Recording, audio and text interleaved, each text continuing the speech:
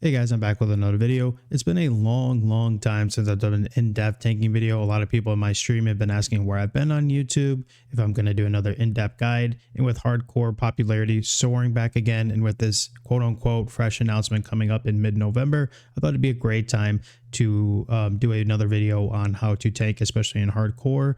I'm going to be going over low-level gear, add-ons, rotations, things like that. And then I'm also sitting in a dead mines here so I can pull some mobs and kind of give you like an in-depth version of what I'm looking for when I'm tanking and some tips and tricks that I have done over the years. So without further ado, now keep in mind this is off the top of my head, so I'm trying to keep it more natural, and there might be times where I have some brain farts and I kind of need to figure out where I'm going to transition next in the video. So please bear with me, and let's get started.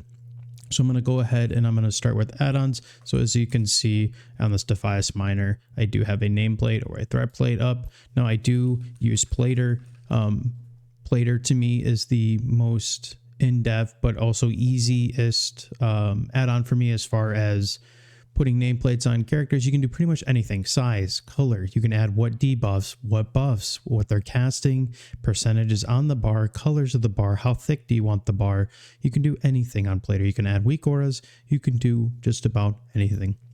Now, as you can see, I keep mine super thin because if I'm tanking a lot of mobs at once, I kind of want to be able to see them all, but I also don't want to blow up my stream with nameplates everywhere. I try to keep it clean, and as if you look at my bars here, I try to keep it clean and natural as possible just for a viewing experience. You don't have to follow what I do, but it's just what I like to do with my nameplates. Now, next add-on that I think is an absolute must is our trinket menu here, which basically just allows you to click and swap trinkets as you go. Now, this is more important later game, but you know, it's also a very important add-on to have. In the corner here, I have my little threat meter. I have details just in case, which is not needed. I'm a very minimalist when it comes to add-ons, so I'm giving you my basic add-ons. So trinket menu, threat plates, nameplates, threat meter, and then my last one that is an absolute must is item rack, which you can see here. You can swap in between items. Obviously, you can't do mid-combat, but you can swap in and out of combat. You can also trigger it to change like as soon as you're out of combat. When you go to the item rack interface, you can set up macros. So when I was raid leading 40-man, 20-mans weekly, I always had different gear sets. I had a flash set keybind, I had a fire resist keybind, a nature resist keybind, possibly shadow resistance if I needed it. I had a full mitigation set keybind, I had a DPS keybind, I had a sword and shield keybind. Like, I had keybinds for everything. Item rack is awesome, especially at a classic warrior level.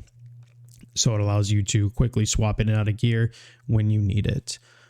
So those are the basic add-ons that I like to go through. I'm going to go ahead and transition into talents. Now, being level 60 and doing hardcore, I knew that I wasn't going to be able to find a lot of tanks. So as a warrior, you should always be trying to at least take the initiative and offering to at least tank a dungeon. There's not a lot of us out there that are willing to do it. There needs to be more tanks on the server. Please think about it.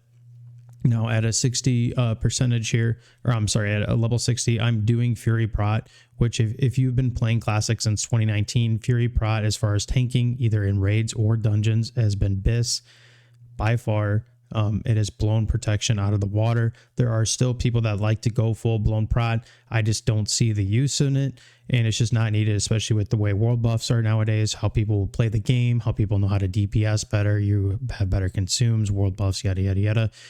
Fury Prot to me is always just going to be BIS. Now, what Fury Prot means is you're going down the Fury tree and then you're grabbing some important points in protection. So going down the Fury tree, I still have my crit, improved demo shout, which is good for tanking, piercing howl, which slows runners. There's always runners. Piercing howl can help with that. Enrage when you get crit, improved battle shout. Now, if you are Fury Prot tanking, you're probably doing a lot of dual wielding, so obviously getting that dual wield spec is good. And then Death Wish for threat generation, or if you need to get out of a fear. Flurry procs, which if you're critting, you're getting faster attack speed. If you're getting faster attack speed, you have more chance of critting. If you have more chance of critting, you have more flurry procs. If you have more flurry procs, you have more rage. As you can see, the flurry talent literally just spirals down and is incredibly important. And then you also have your bloodthirst, which is actually really good for threat.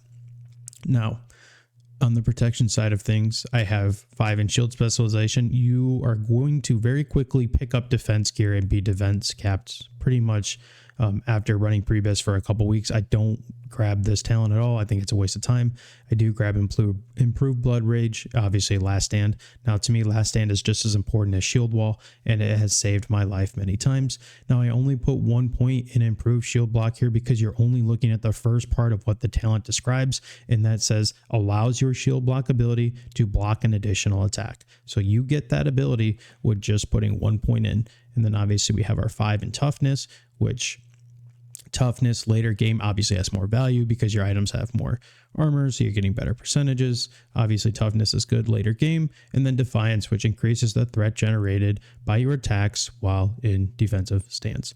Now when you are leveling or you are tanking at a low level, now this is for low levels only, there is no reason for you not to be arms. I feel like that guy on Always Sunny who's like going crazy and his hair's wild and he's pointing at his whiteboard. I've never seen the show, but I've seen that meme all the time. There's no reason for you to be protection. There is no value in these abilities at a low level. There's just not. You don't get last stand for a while. It's not worth it. The value in the first 30 levels in arms is irreplaceable. Sweeping strikes, impale, deep wounds, tactical mastery, which allows you to stance easily, anger management for tanking at a pace, you save your rage, parry, improved charge, improved overpower. There's no reason for you not to be arms.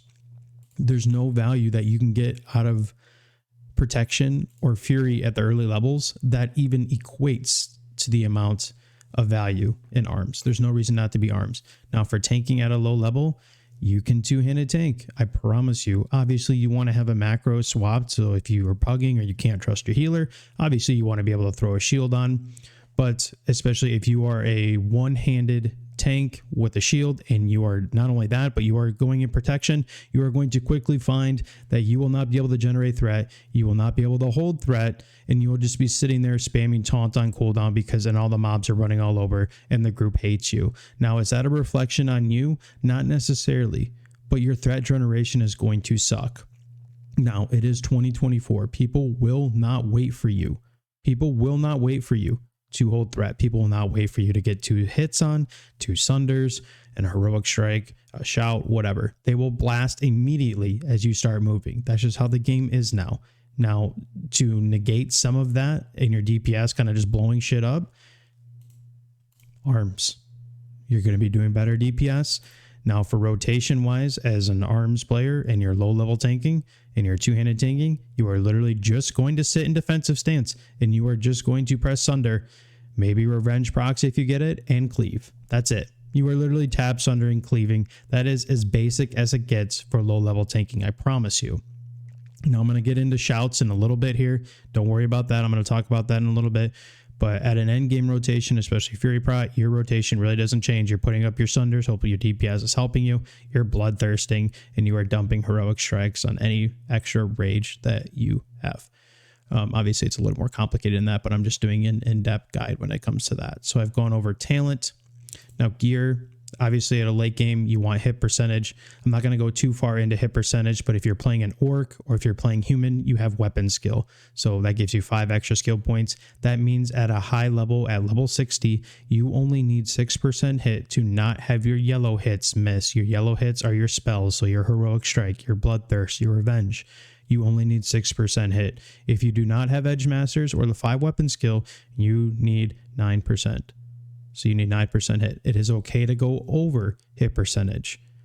It is okay to go over and then work on your crit. But being under, especially at a DPS perspective, you're just hindering your raid. If you're tanking, that's even worse. Because if you're not hitting the mobs, the raid mobs are getting loose. Someone's going to die in a hardcore situation. So now that's where Fury Prot gets interesting. You got to swap your gear in and out for hit percentage. But hit percentage, I wouldn't worry about at a low level. And it's something that's a little more in depth than I want to make this video. So that's just something to keep in mind at level 60. So I've gone over rotation stuff. I've gone over talent stuff. I've gone over gear, add-ons, things like that. Now I actually want to pretend like we're in a dungeon right now, and I'm going to go over tips, tricks, like maybe prerequisite stuff that you need while you're in the dungeon or things that you should be thinking about. So the first thing I'm going to talk about here as we get started, as I'm walking through this Dead Mines, is I call it read the room. You need to be able as a tank to read the room. Now, everything I say in the next like 3 or 4 minutes jumbles up into read the room. The first thing I'm talking about when it comes to that is looking at your comp. What do you have? What class is your healer? Inspect your party members. If their gear is not very good, maybe I have to make the run kind of slow. Are we level 60 and they're rocking AQ20 ZG gear, maybe even 40-man gear? Okay, we can go a little faster. If I'm in SFK and I have a couple SF players that are rocking gray gear, okay, I need to go a little bit slower. Not only are you checking their gear, you need to check what they are. So do you have a mage? So if you have a mage, okay, you have polymorph. They bring Arcane Intellect. What buffs is my group going to be able to give me or the rest of the group? What kind of CCs do I have? Do I have interrupts? Do I have dispels? Do I have dispel poisons? And that kind of goes hand in hand with knowing what you are expecting in the dungeon. What type of mobs are in the dungeon? Is there ones that silence? Is there ones that have poisons? Do they fear? Is the fear dispellable? Do they stun? Am I going to need free action potions to disable the stun so that I could save somebody's life? So when I'm thinking of that, I'm thinking of like Rattlegore and Skolomance. Do you see how read the room is kind of really generalized? But overall, what it really means is taking control of the dungeon or the raid and understanding that you are the protector of people's lives. Like, especially in a hardcore situation, people cannot die. That is essentially on your hands. Now, obviously there's griefing, there's things, people acting like idiots, not doing mechanics. Sure. But if you are tanking a dungeon, you need to be prepared to do almost basically anything, not only to obviously save your life, but save your group members' lives and make the group as clean as possible. If the group is as clean as possible, people will hit you up to tank again. And if people hit you up to tank, you always have people to play with. And if you have people to play with, you keep playing the game. And if you keep playing the game, you're going to get better gear. It just goes hand in hand. The cleaner you make these runs, the more people that want to play with you, the better chances you have of finding raids or anything like that, or just tanking more dungeons. So now I've went over what read the room to me is, just kind of understanding your group composition, what kind of dungeon are you doing? So like, again, another great example is I'm in Skolomance. I don't have a priest. Okay, I don't have Shackle. So Shackle is a big CC in undead. It's basically like a sheep, but like a priest version on undead mobs. Maybe I have a holy paladin that has turn undead. Now, fearing a mob inside a dungeon isn't always good, but if you're in a situation to do that, obviously you have that. If I have a rogue, do I have a blind? Okay, I have a blind. Can he vanish and maybe distract a patrol that's coming in that I didn't know was coming in, and it's a big pull, so we need to be careful. Do I have a mage? Do I have polymorph? Okay, do I have a warlock? Do I have fear if I need it? Do I have banish? Things like that. That all to me jumbles up into read the room. So now going here, we're actually going to do a couple pulls in this dungeon, and I'm going to kind of show you what I'm talking about. Now, this is a perfect mob here. Obviously, I have my Marks keybind. Check the mob and how his marks are changing. I have Marks keybind on my keyboard, so that way I can mark always mobs on the fly. I always keep a moon mark because that's good for sheep, or if it's something else, just clarify that with the group. I have an X and a skull. So what I also like to do is, I don't have all the marks keybind. I know this guy patrols. I'm going to mark him as a star. So that way I know he's marked. Look, he's walking away. At some point he's going to come back. I always have it. So undead strat is another good place. If you see a patrol, just get in the habit of marking it. And the more times you run that dungeon, you will memorize those patrols like I do, because I don't touch grass. So I know what patrols are where. I mark them so that my group also knows. You need to understand, as a tank, your group does not always understand what you understand. They might not know what you know. So that's why you always have to take initiative of doing everything for the group. And that includes marking. I know it sounds stupid, but it's true. If you don't want to die in hardcore, you have to control the dungeon. You have to control the situation. You cannot trust a random hunter that is a, let's say, melee hunter, right? Just walks in and he's a melee hunter. You cannot expect him to know what to do in certain situations. You need to do that. You need to communicate that. So I want to talk about shouts. So for a second here, I want to talk about battle shout, and I want to talk about demoralizing shout. These have threat. They don't have much threat, but they will help you hold aggro in certain situations, especially before the AoE starts coming in. So at least lets you round them up. So look at this. I'm going to just pretend like I am a regular tank here, and I'm just going to grab a couple mobs, Okay, threat meter's up. I'm just going to grab a couple non-elites here. So let's say I line of sight pulled that. The first thing I'm going to do is obviously get some rage here. I don't want to kill him right away just so I can show you. I'm going to immediately intimidate shout, and I'm just going to spam that. Obviously, if at lower level, I'm going to have more rage because I'm actually hitting the mob. But as you can see, I'm spamming shouts, and I'm getting ready to kill them. Now, I was going to not kill that mob so that I could show you line of sight, but I'm just going to kill him anyways. Now, anyways, as I was getting into this, shouts help. Shouts do have threat on them. They will help you keep the mobs. They will help you round up the mobs. Now, here's the thing what I was going to say about battle shout. Battle shout's threat varies. And what I mean by that is if you are buffing everyone in your group, the threat is increased, so especially if you have hunter pets or void walker minions or anything, any minion. If you spam battle shout and 5 group members are all in range, your threat on that shout is going to increase. Blood Rage is also an ability that does have a little bit of threat on it. So if you are pulling a mob way back and you want to make sure someone doesn't pull threat while the mob is running back, use Blood Rage. Blood Rage will literally give you about like 10 to 100 threat. It's extremely minimal, but it's to make sure that the mob stays on you. So there's a couple other things that I would like to talk about outside of pathing and line of sighting, and that is the ability to keep a pace or maintain your rage. Now, as a Fury Prot, it's a little bit harder because you don't have the anger management talent, but as a Fury Prot or just as a tank in general, you want to be able to find the medium of holding a pace, but also keeping rage for future pulls. So let's say we have a 1 pull here. So let's say that this is a mob and he is all by himself. And I know that I'm not going to be able to use or need to use that much rage to hold this mob, right? So if it's a single pull, I simply let the group know, or I just sit there and I just melee attack it just so my rage bar can stack. So we're going to grab this guy. I am unarmed just so I could show you that my rage is generating. So let's say I crit. Great. Let's say I had like 30 rage here. I can now use that rage towards the very next pull. Keep the pace up so that way I keep the rage, and that way I can use this rage. Let's say a couple more mobs came. I can use that rage on the next pull. So let's say let's say that this overseer had 3 mobs with him. We killed the other 3 mobs. I have 1 mob left. I'm not going to spend my rage blowing sunders on 1 mob. I'm going to use this mob. Always use that last mob as like your pacemaker or the guy that lets you stack your rage, right? So now look, I have a full half of a bar of rage. I can now use that for the next group. Let's say I line of sight pull and I pull all these mobs together, and now I have all of this rage to burn. Let's say these are actual elites on tap sundering, throwing out some bloodthirst, and more importantly, using or spamming my shouts. So that way, that is what I mean by keeping a pace. That is what I mean by keeping a pace, is maintaining this rage bar and use your bar or your rage accordingly. So now I still have a quarter of a bar. Guess what? I can now pretend that this is just another pull. I have a full quarter of a rage bar to use. I line of sighted, and here he comes. Obviously I critted on the range attack, but here comes his mobs, and now I have a full bar to use for sunders or anything like that. You never want to walk into pulls without rage. That's where people with like one-handed shields or beginner tanks have a problem. They blow all their rage on 1 mob for what?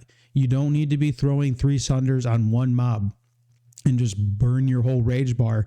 And then let's say your charge is on cooldown or you can't charge, then you have no rage going into the next pull that potentially has like 3 or 4 more mobs. And then those mobs are running around and you're just standing around spamming taunt, and the group is just panicking and it just chain reacts, right? So what I mean by keeping a pace is you always want to use that last mob of your last pull as your rage bait, or your bait that you can just stack a little bit of rage, or maybe even a flurry proc. Let's say that you crit and you have three charges of flurry, press escape, pull the next group of mobs, so that way you have those 3 flurry procs to use for better threat generation on the next set of mobs. That's what I mean by keeping a pace. Always keep your next pull in your mind. What are you going to do in the next pull? How much rage do you have? If you don't have rage, maybe consider using Blood Rage, or swap to Berserker stance and use Berserker Rage. Berserker Rage gets you out of fear, but it also gives you extra rage when you get hit. So let's say you're in a level 60 dungeon, you got to pull another group, but you have no rage. Pop Berserker Rage. It's a 10-second cast. And if the mobs are hitting you hard enough, you'll notice that your rage is going to stack a lot faster. So Berserker Rage is also an underrated ability that a lot of people don't consider as a threat generator, but it really is, because it gives you increased rage when you're getting hit. So again, what I mean by keeping pace is stacking your rage and realizing that using that last mob of every pull as rage bait will help you transition into a smoother pull, and then the next pull will be smoother because you're maintaining that rage bar. Always try to keep your rage bar healthy. Do not walk into pulls without rage. That is where a lot of the people have problems when they're running one-handed shield, one hand in a shield. They're not generating enough rage, so that way they're using the only rage they can is on Sunders, and then they always walk into the next pull without rage. With that being said, get in the habit of, this is low level tanking tips. You're probably not going to have tactical mastery right away, right? So you're not going to be able to stance, right? So you don't want to, watch me. So I'm in battle stance, right? I'm charging, immediately swap to defensive stance. Look at rage is all gone. It's all gone, right? It's all gone. So I can't swap to battle stance and press thunderclap when I'm already in defensive stance. So that's something you need to keep in mind too, is no tactical mastery. You need to be tactical. I don't mean to like mix up the words, but you need to be tactical with like swapping your stances. So this all goes with like keeping a pace, right? And one ability that I want to talk about that like people use a lot for some reason, and I think they think it's better than it is Thunderclap. Thunderclap is an extremely overrated, terrible ability in Classic WoW. It's not good. The threat generation sucks, and if you don't have tactical mastery, there's no reason for you to burn all of the current rage you have to swap into battle stance to use Thunderclap. Do not use it. The only time I use Thunderclap is if I'm facing a boss that not only hits hard, but possibly enrages, or any raid boss that hits hard. So like Bloodlord Manicure or Stitches in Naxxramas. Those are bosses that hit very hard. Obviously, we want that weapon speed or that attack speed debuff. Do not worry about using Thunderclap at a low level, and I don't even really use it in 60 dungeons. It's an overrated ability. It's not good. You can get just as much threat out of spamming those shouts like I've been telling you than using Thunderclap. Do not worry about Thunderclap. I find Thunderclap to be extremely just overrated and not a good ability. The next thing I want to talk about is line of sight. So I don't want to pull all these mobs. I just want to pull Skull. I'm going to not, and let's say I'm level 17. So if I walk up, I'm obviously going to aggro all these mobs. I just want to pull this mob. I'm going to have a ranged weapon. I'm going to pull it, and I'm going to line of sight him, so that way he cannot cast anything. Obviously that was a flame strike. He's going to cast that regardless, but as you can see, he runs right to me, and now I can just pull that demoralizing shout, and I know that I have those mobs on the hook for at least the next 5 seconds, and I'm going to continue to spam a little bit more shouts and do that. Now that was line of sight pulling. Now I want to show you pathing. Pathing is basically line of sight pulling, but you are dictating where the mobs are going to run. So let me pull this mob real quick, and let me show you what I mean by pathing. So I'm going to pull him and watch me run.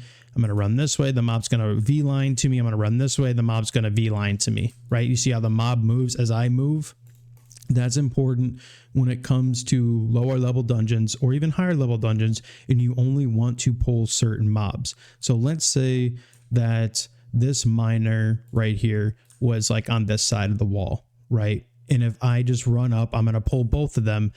Or if I run this way, the mob's going to V-line through this gate and pull this mob too. So let's just, I think they're leashed to each other, but let's just pretend that I can pull these separately, right? And I don't want to pull this one. I'm going to pull the mob, and then I'm going to make sure that I hug this side so that the mob V-lines this side without pulling the imaginary miner that we had right here hiding in this section. That is called pathing. Now, I know it sounds silly, and I know it sounds like very basic information, but this is information that people don't know. Always get in the always get in the habit of just taking line of sight. Let's pretend this is a caster, which he is a ranged mob. He does range pull. I'm going to pull in this corner, and look at that. The miners come right to me. Let's just pretend I have rage. I'm popping my shouts, and now the DPS can get started and kill the mobs. Again, these are very basic tips that I'm giving you guys. I hope you guys enjoy the video. Be sure to subscribe, and I'll see you guys another time.